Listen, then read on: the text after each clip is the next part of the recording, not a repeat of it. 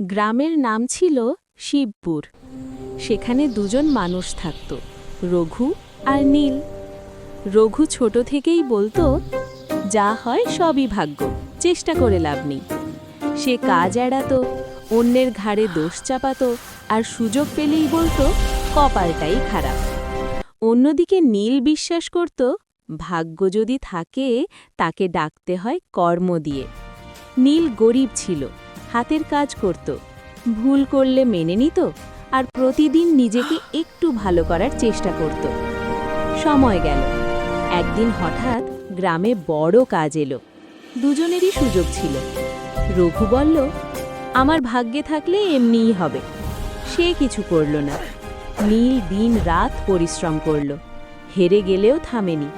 ফল বেরোলো, রঘু কিছুই পেল না, আর নীল পেল সম্মান, কাজ আর নতুন জীবন। রঘু কাঁদতে কাঁদতে বলল, ভাগ্য আমার সাথে কেন এমন করল?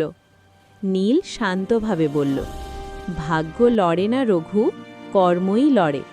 ভাগ্য শুধু শেষে ফলটা দেয়। সেদিন